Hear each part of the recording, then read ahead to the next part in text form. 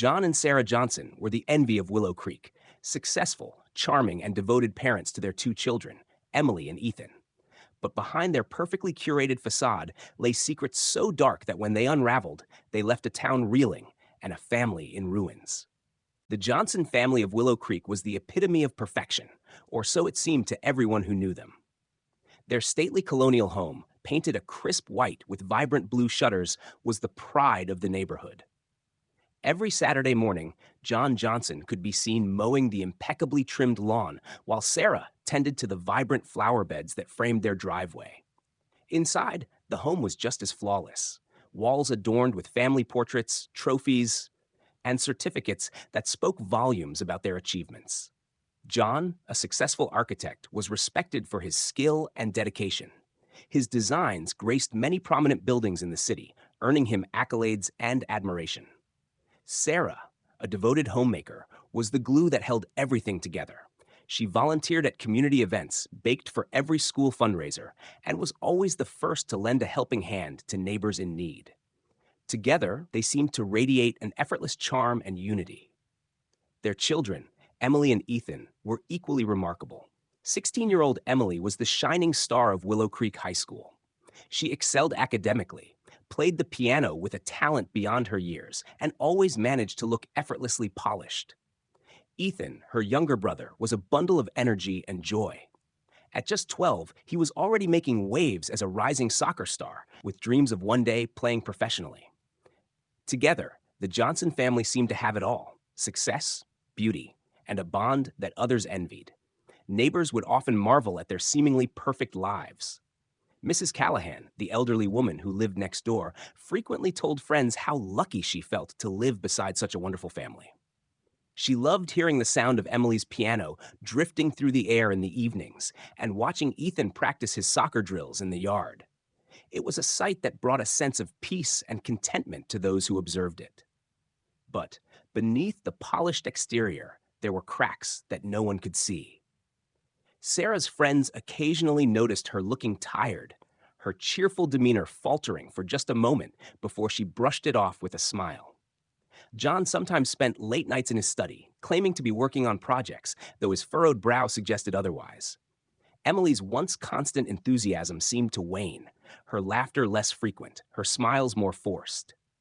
Yet these were fleeting moments, easily dismissed as the stresses of life. After all, no family was truly perfect, right? Then came the night that changed everything. On March 14th, the tranquility of Willow Creek was shattered. What began as an ordinary evening, a soft breeze carrying the scent of blooming flowers, porch lights glowing warmly along the street, descended into chaos. The sound of sirens broke the calm, drawing neighbors from their homes. Police cars and an ambulance were parked outside the Johnson residence, their flashing lights casting eerie shadows against the house's once inviting facade. The sight of John being led out in handcuffs and Sarah sobbing on the lawn stunned the onlookers. Rumors began to swirl almost immediately, but no one could have imagined the dark secrets that would soon come to light. The quiet serenity of Willow Creek was shattered on the night of March 14th. What had started as an ordinary evening quickly turned into a scene of chaos and confusion as emergency responders descended on the Johnson residence. Mrs. Callahan, the Johnsons' elderly neighbor, was the first to notice something was wrong. A sharp scream pierced the stillness, followed by hurried footsteps and muffled cries. Moments later, the blue and red lights of police cars and an ambulance bathed the neighborhood in a surreal glow. Inside the Johnson home, the scene was even more unsettling. Ethan Johnson, the lively and energetic 12-year-old, was found unresponsive at the bottom of the staircase. His sister Emily, visibly shaken, had made the frantic call to 911. Paramedics worked tirelessly to revive him, but it was too late. The boy who had once filled the house with laughter and mischief was gone. To those outside, it seemed like a tragic accident, perhaps a misstep on the stairs, a freak occurrence in an otherwise safe and happy household. The Johnson family's reaction only added to the confusion. Sarah, usually so composed, was inconsolable, her anguished cries audible even from the street. John, pale and trembling, alternated between attempting to comfort his wife and answering the officer's bare questions. Emily stood off to the side, her arms crossed tightly over her chest, her eyes wide and distant. Her demeanor struck some as odd, but it was easy to attribute to the shock of losing a sibling so suddenly. As the police began their preliminary investigation, they found details that didn't quite align with the assumption of an accidental fall. The first inconsistency was the lack of any disturbance on the stairs. The carpeted steps were clean, with no signs of a slip or trip. Ethan's injuries, however, were severe, far more so than one might expect from a simple tumble. He had multiple bruises and a head wound that seemed inconsistent with the location of his fall. The coroner's report only deepened the mystery. While the initial assessment pointed to blunt force trauma as the cause of death, the toxicology report revealed something unexpected: traces of a sedative in Ethan's system. This finding ruled out an accidental fall and suggested something far more sinister. Investigators now had to confront the unthinkable. Someone in the Johnson household might have deliberately harmed the boy. The neighbors were stunned as news of the investigation spread. To them, the Johnsons were the last family anyone would suspect of harboring such darkness. Yet the evidence was impossible to ignore. Detectives scoured the house for additional clues, questioning everyone in the family. Sarah's grief was palpable, and John insisted he had no idea how the sedative could have ended up in Ethan's system. Emily, however, was more reserved, answering questions with short, hesitant replies that seemed to reveal more than she intended. Adding to the intrigue was a peculiar discovery in Ethan's room: a small, folded piece of paper tucked beneath his mattress. On it, scrawled in his childish handwriting, were the words, "I'm scared." It was unclear what or who he was afraid of, but the note became a key piece in the unfolding investigation. It suggested that whatever had happened that night might have been building for some time. As detectives pieced together the puzzle, it became clear that this was no ordinary tragedy.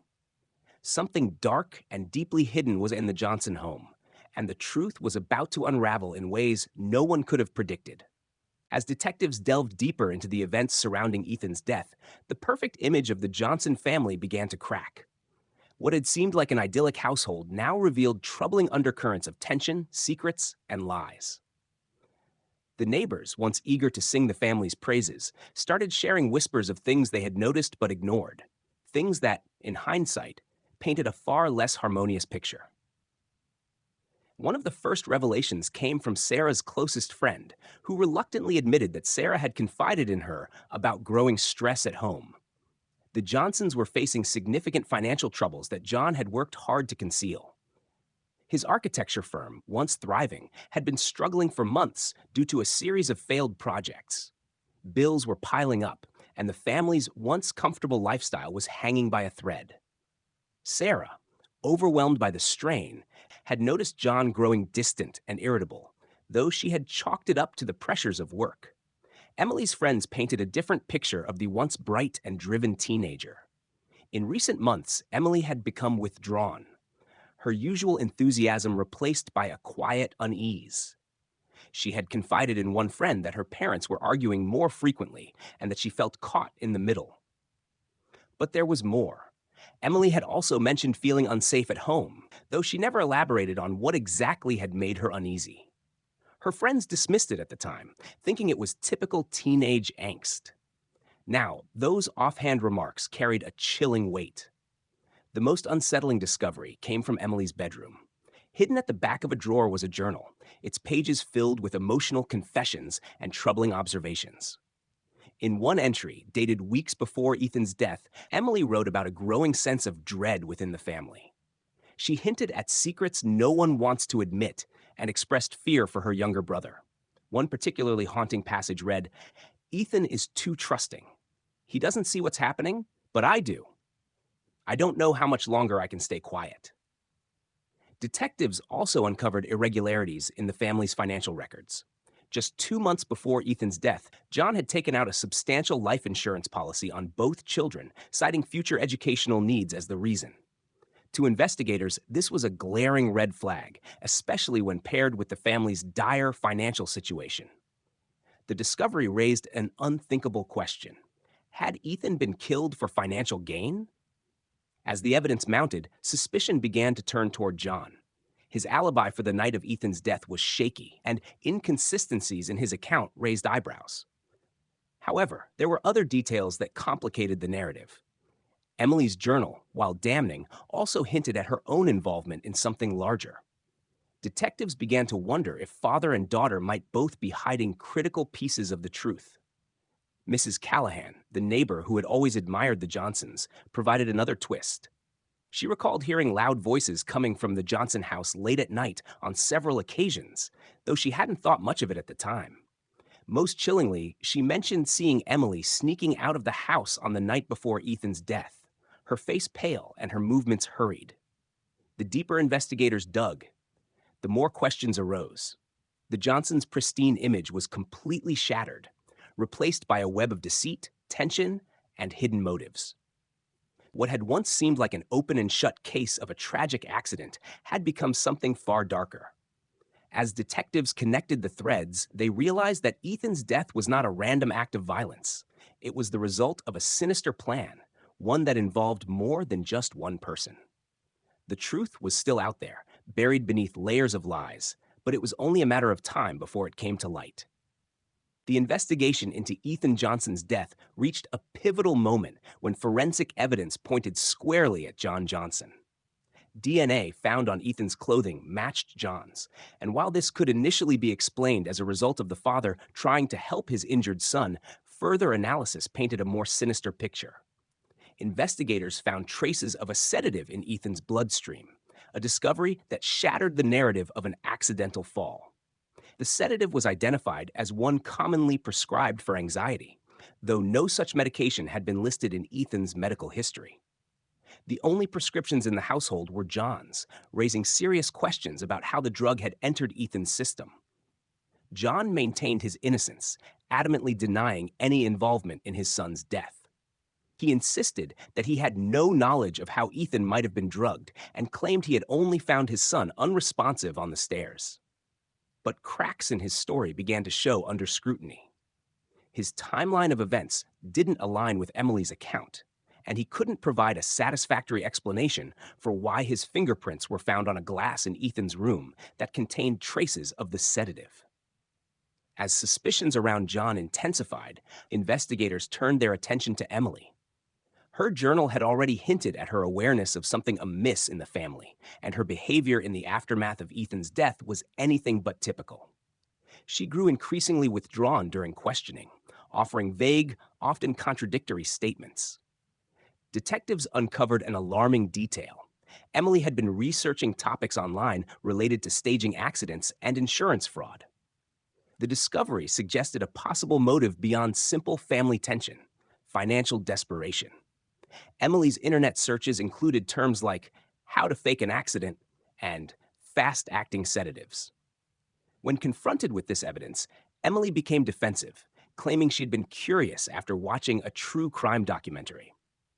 But her explanation did little to dispel the growing belief that she might have been involved in what happened to her brother. Combined with her journal entries, which detailed her frustrations with Ethan and her parents, it became harder to view her as merely a grieving sibling. A chilling breakthrough came when detectives uncovered a series of deleted text messages from Emily's phone. The recovered messages revealed discussions between her and her father that suggested a coordinated effort to solve the family's financial problems. In one message, John wrote, "We can't keep this up. Something has to give." Emily responded, "I know. I'll do whatever it takes." While the messages didn't explicitly outline a plan to harm Ethan, they painted a picture of desperation and a shared willingness to take drastic measures.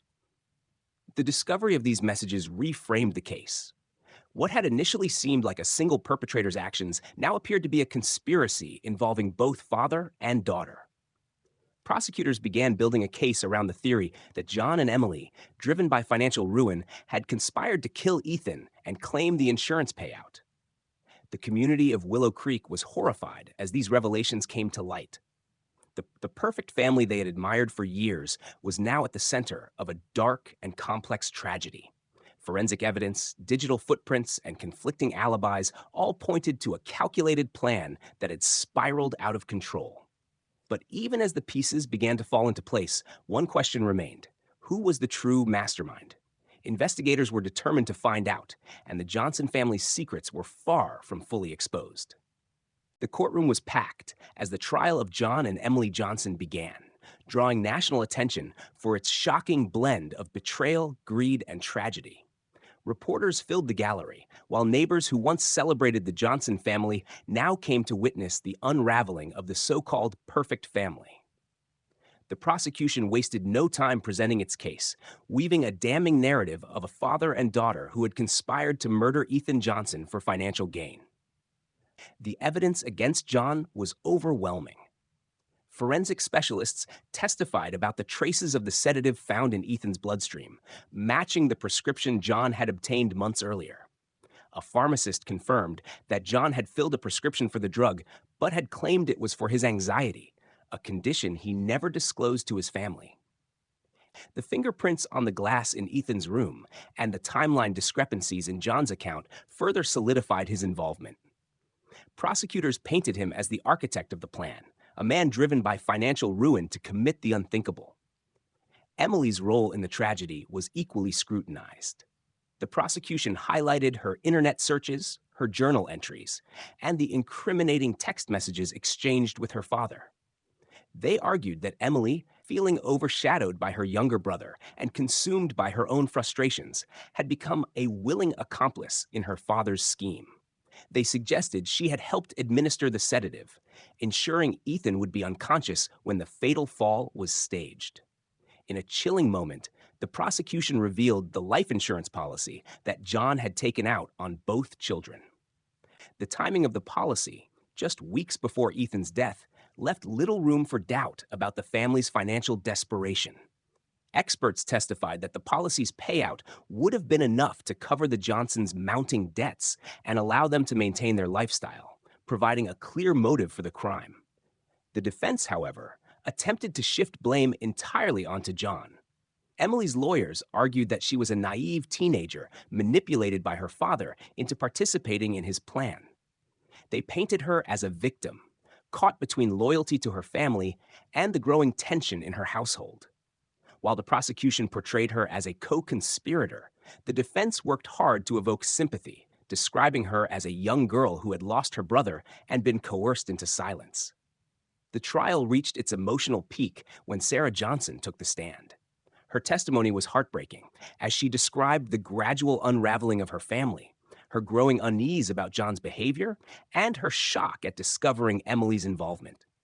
Through tears, she spoke of her love for both children and the unimaginable pain of losing Ethan, while grappling with the betrayal of her husband and daughter. In the end, the jury returned a verdict that shocked no one but left the courtroom heavy with sorrow. John Johnson was convicted of first-degree murder and sentenced to life in prison without the possibility of parole. Emily, tried as an adult, was found guilty of manslaughter and conspiracy, receiving a 20-year sentence. While the defense's portrayal of her as a manipulated victim had earned her some leniency, her active participation in the crime could not be ignored. The fallout from the trial reverberated throughout Willow Creek. Neighbors who had once admired the Johnsons now struggled to reconcile the family they thought they knew with the dark truths that had come to light. Sarah, left to pick up the pieces of her shattered life, moved away, unable to bear the reminders of what she had lost. The Johnson family's story became a cautionary tale, a reminder that appearances can be deceiving, and that even the most seemingly perfect lives can hide unimaginable darkness. As the years passed, the memory of Ethan's tragic death lingered, a haunting legacy of a family destroyed by greed, desperation, and betrayal.